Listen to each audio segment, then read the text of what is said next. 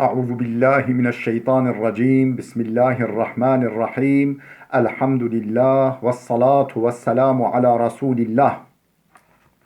Değerli arkadaşlar, Hazreti Ali'den Hikmet Parıltıları isimli kitabımızdan sunumlarımızın üçüncüsünü gerçekleştirmek üzere birlikteyiz. Kitabımız 2006 yılında neşredilmiş.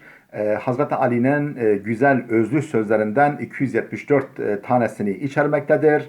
Biz bu kitabımızda söz konusu vecizeleri Türkçe çevirdik. Arapçalarını da burada sunuyoruz.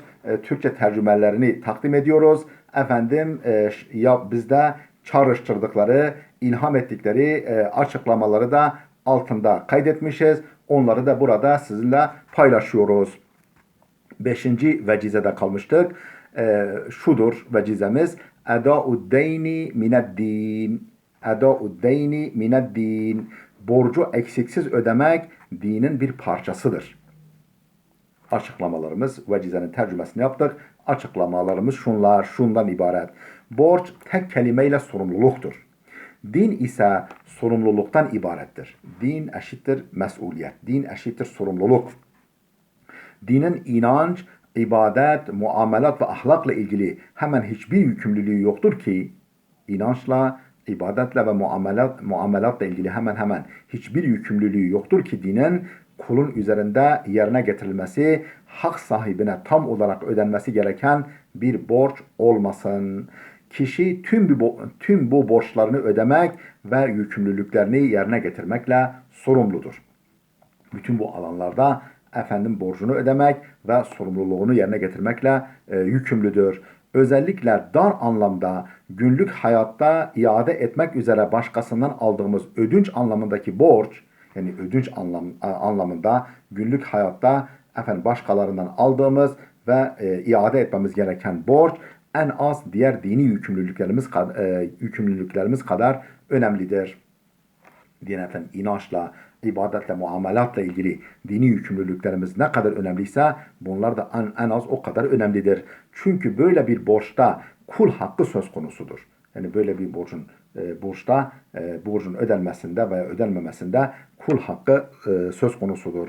Sorumluluktan kurtulmanın, vebali altından kalkmanın tek yolu borcun eksiksiz ödenmesidir. Borç bir emanettir. Borç bir emanettir. Emanet ise güvenilirliktir. Kendisine güvenilmeyenin dininden de söz edilemez. Kendisine güvenilmeyen kimsenin dininden de söz edilemez. Altıncı vecizemiz edebul mar'i hayrun min zehebihi. Edebul mar'i hayrun min zehebihi. Kişinin edebi altınından daha faydalıdır, daha hayırlıdır. Kişinin sahip olduğu edep, onun altından, gümüşten ve en kıymetli şeylere sahip olmaktan çok daha hayırlıdır, çok daha faydalıdır. Bu vecizenin bizde çağrıştırdığı, bize ilham ettiği, gönlümüze yansıttığı açıklamalarımız da şundan ibaret. Edep, incelik, kibarlık, nezaket, terbiye ve beceri gibi anlamlara gelir. Edep ne demek? İncelik demek, kibarlık demek, nezaket demek, terbiye ve beceri demektir. Edep bu demek.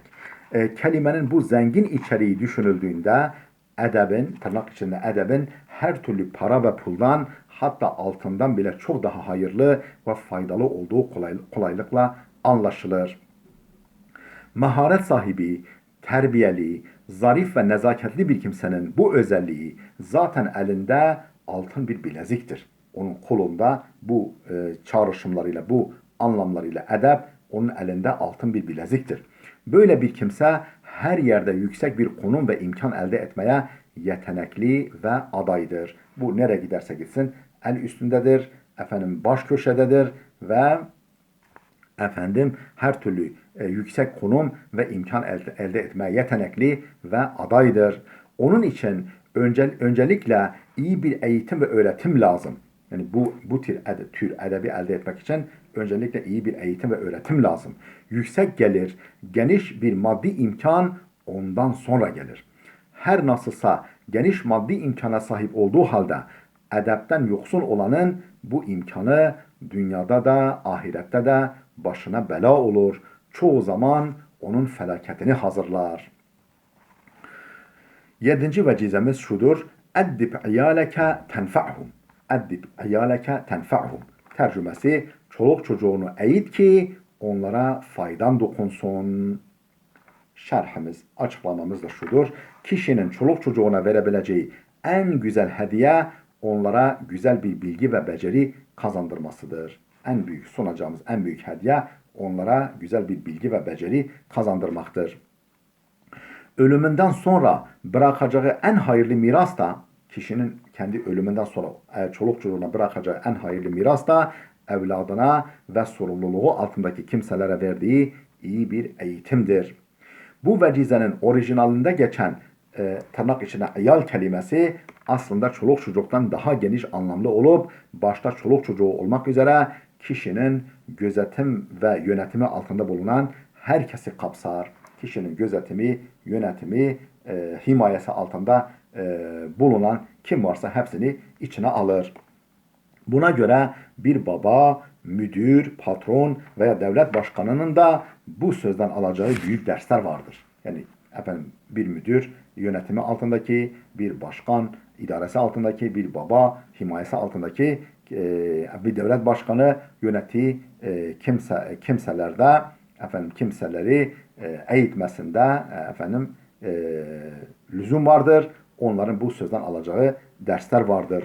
Bunlardan her biri yönetim ve gözetimleri altındaki kimselere elden geldiğince iyi bir eğitim, öğretim, bilgi ve beceri, edep ve nezaket kazandırmaya çalışsa onlara en büyük iyiliği yapmış, en büyük faydayı sağlamış demektir. Sağlamış olur. 8. vecizemiz istirahatun nefsi fil ye'si. İstirahatun nefsi fil ye'si. Tercüme, gönül huzuru başkasının elindekinden ümit kesmededir. Gönül huzuru nerede saklıdır? Başkasının elinde olandan ümit kesmede. Başkasının elinde olana göz dikmemede. Onlara o gibi şeylere karşı beklentiye girmemededir. Ondan ümidini kesersen gönlün huzur bulur. Açıklama, bu sözün bize ilham ettiği açıklamalar şunlardır. Sürekli başkalarından bir beklenti içinde olan, şunun bunun eline bakan, verdi verecek, gönderdi gönderecek diye bekleyen bir kimsenin ruhen rahat etmesi mümkün mü? Yani efendim gönderdi gönderecek, verdi verecek, efendim sürekli olarak başkasından beklenti içinde olan bir kimsenin ruhen rahat etmesi kesinlikle mümkün değil.